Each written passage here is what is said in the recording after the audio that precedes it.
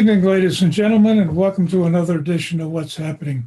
I'm George Binns, and my guest this evening is the local man about town, Jim Modugno, who also happens to be a teacher, professor at Endicott College, teaching business courses, both graduate and undergraduate.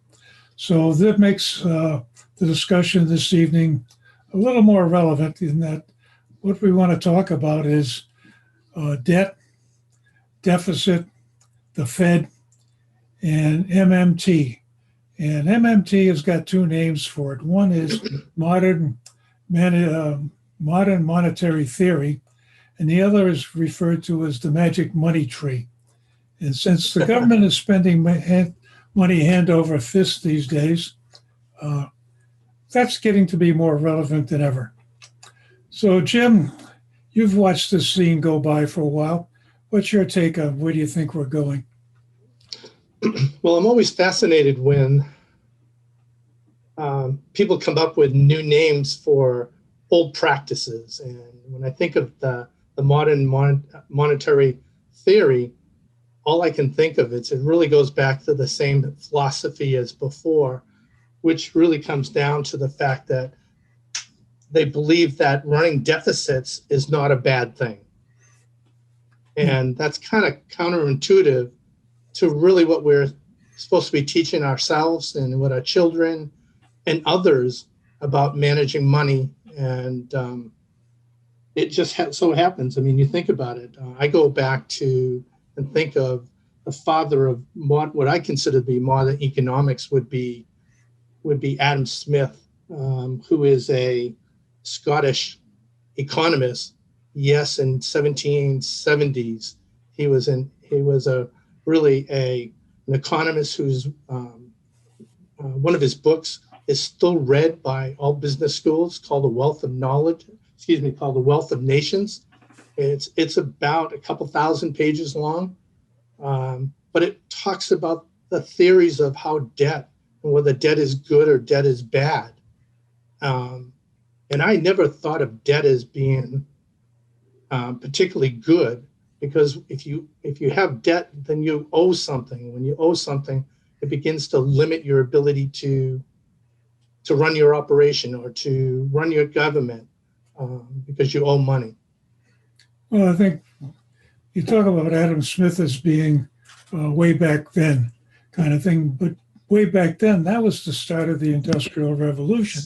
So a lot of the development of capitalism, as we understand it today, started with his insight. And at the same time, it's worked pretty well because I'm pretty comfortable. I think you're pretty comfortable. Lots of people are very comfortable and healthy, and lots of good things have happened. So although it's a little bit long in the tooth, I think his theories still work, and they still have like you say, a meaning for us because people are still reading it. Yeah, and, we hear people say, "Don't worry about the debt." A large public debt like we're running up right now in this country is not to be feared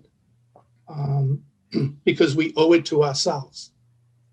Well, the other thing that got me the other day, I was thinking about some of these comments, and saw one that last month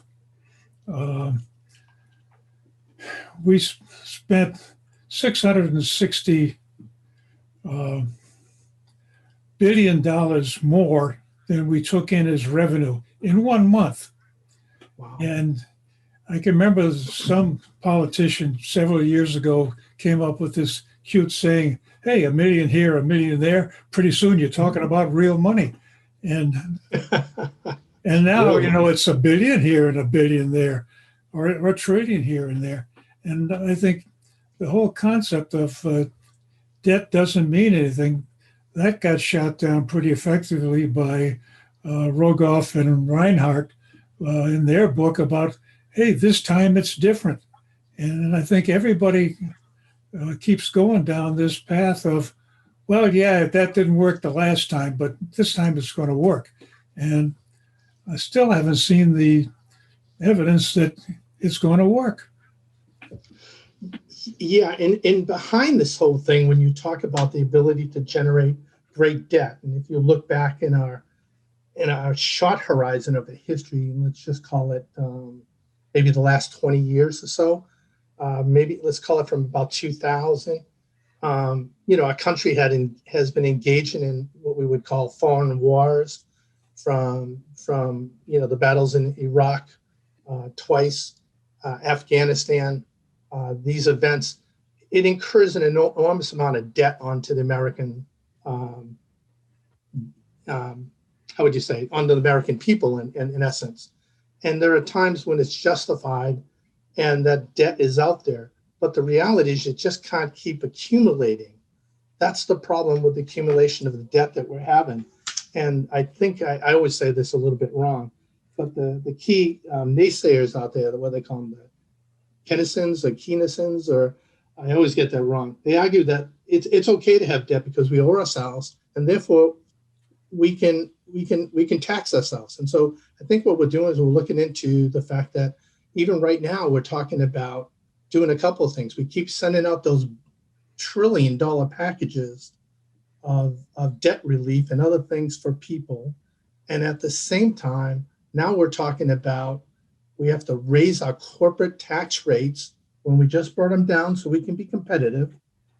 Now we're going to bring them back up again, and we'll be probably the second highest if it goes to 28 of industrial Western countries competing against other locations like China and everything with very low overhead on what they're charging.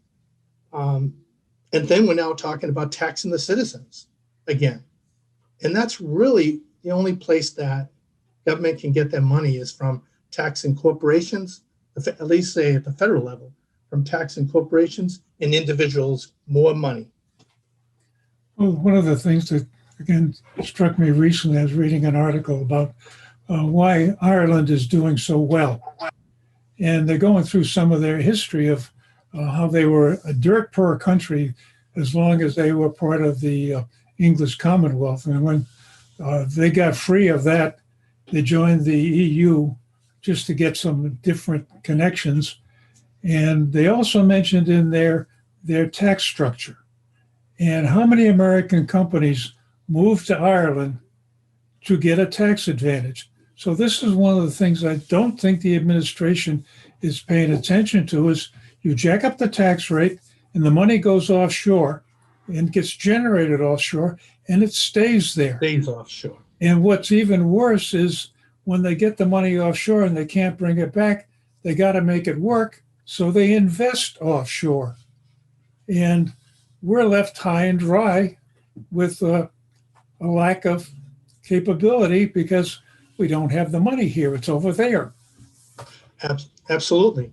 And I think a lot of people just don't understand. So I think the term that's given that is called inversion. And that just means, like you said, American corporations set up their business models, not in the United States. They move it and they set up in Ireland, which I believe at the time had somewhere between a 9 and 11% capital gains taxes and rates. That was a whole bit different than up around 33 to 35%. Yeah. Think about the disadvantages of that. And think that there are companies that people might know who may be listening. I believe Medtronics is still a company that operates out of Ireland now. And why? You want to pay 35% in the United States, like we were before the previous presidential candidate got in office, Trump? Or would you rather have let's just call 11%? Look at that difference, right? You're losing competitive advantage with that much money being lost in taxes. And that's where it really shows up in the competitive advantage. What do you have to charge to cover the taxes? Taxes is just a cost of doing business like labor and materials. And it just gets added in before it hits the bottom line. And that's got to be recovered in sales price. Yeah, and think of the big companies. Apple was offshore. The company I worked for, Applied Materials, offshore. Yeah. I mean, I can run down the list of them. They're all the biggies. Yeah. They just went offshore.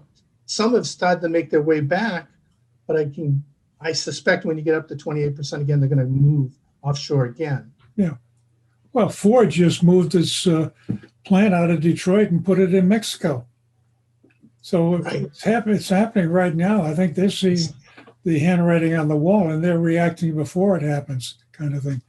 The other thing that bothers me about this modern monetary theory is, again, the concept you mentioned earlier of debt doesn't make any difference. Everything is inflation. If inflation goes up, then you've got to raise taxes to control inflation, which is kind of a connection that's kind of vague. But I think one of the things that the Fed is doing right now is trying to drive up inflation, and they want at least 2%. And I went through the numbers just for the heck of it. If I bought a $10,000 30-year bond, and we have a 2% inflation over the next 30 years, year after year after year, it's compound interest. So what I get back in buying power is about $5,500 for my $10,000 bond. And I think this is what people don't recognize. One of the major drivers behind driving up inflation is to devaluate the money so the government can pay it off with essentially cheaper dollars.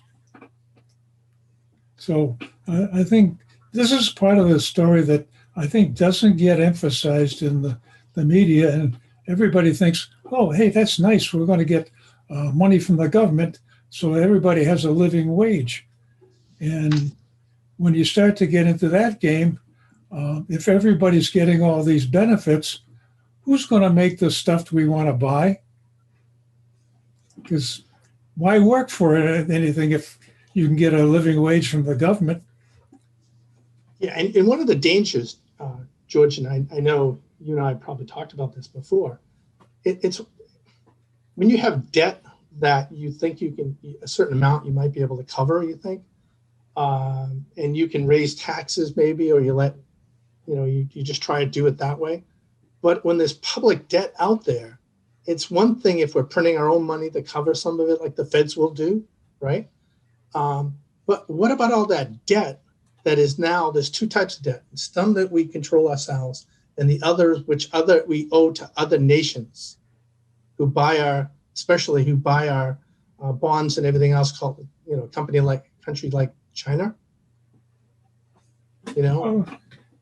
It's going to come down to the question. China's going to say, hey, you owe us a bunch of money. So give us the money. And what are we going to do with your dollars? We're going to buy pieces of America. And next thing we know, half the country is going to be owned by China. We went through this thing once before when Japan was first developing after World War II, where they started making a lot of things cheap and got into the business of export trade. And they were buying up stuff left and right. And pretty soon we're going to find out the country is owned by somebody else. Yeah, it's a great point. You think about debt, right? As it's debt has to be repaid. I mean, there's just no doubt about it. It eventually has to be repaid to people. When it's held by foreign countries, that's not a good thing. One of the other things that I saw is what happens, right? It's one thing to devalue money, but what happens when the U.S. dollar is not the main currency in the world for doing business? Yeah. What if it's Chinese currency? Yeah. It's something else. You leave yourself kind of wide open, and I think you lead yourself to higher inflations. And I think what we've seen, if you go back even 4 years ago when they haven't, or even the recent presidential elections that were coming up, and you listen to Senator Warren from the great state of Massachusetts, where she was explaining all her free programs, right? And when asked to explain how she would ever pay for it, her actual explanation couldn't carry the water. It was just shallow, and she immediately dropped right out of the scene because she just didn't have anything that was credible On the other hand, you had Bernie Sanders, who didn't really care. It's free, free, free. How are you going to pay for it? I don't know. I don't care. Right. So it's a different type of narrative. And yet these are our politicians in government, supposedly leaders, who should be helping us in this thing. And we just don't do it. Borrowed debt has to be paid off at some point in time.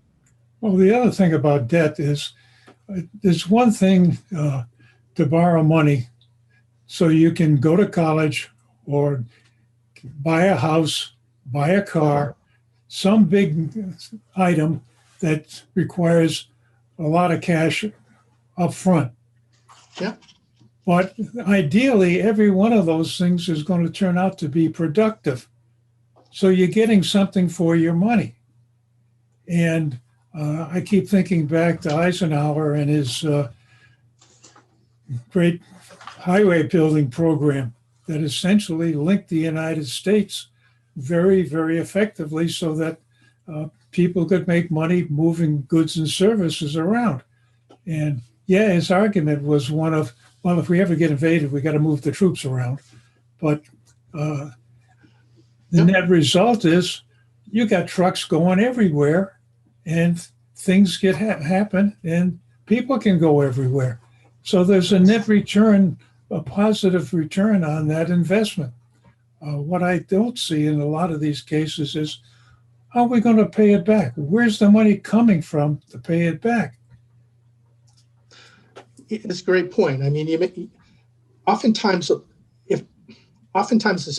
of the expenditures the money puts out there, the expenditures that they have are really not generating anything. So when you talked about the highway system, if you looked at it now, 70% of all freight in the United States is carried over the roads by trucks.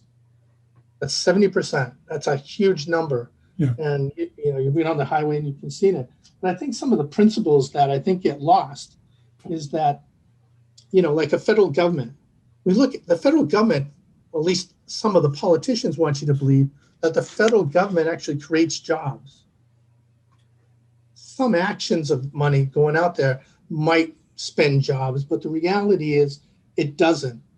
Government doesn't have any products they can sell. They don't bring any revenue. The services they provide, they're all expenses. Everybody on the payroll of the federal government are expenses, right? They're not generating anything. They're overhead. And the growth of government size just continues to keep snowballing year after year after year. And there's only two ways out of it. You got to either tax the hell out of everybody, which I think right now, I just saw a report, $84,000 is what I owe myself as my share of the debt. Yeah. That's a lot. Yeah, and that's a per capita. That's everybody, not just you. Yes, that's just not me. Yeah. So it's I won't be able to pay it a off. mind-boggling number that a lot of people can't come up with $400 on in a panic basis. How in the hell are they ever going to get close to 84,000 to pay off their share?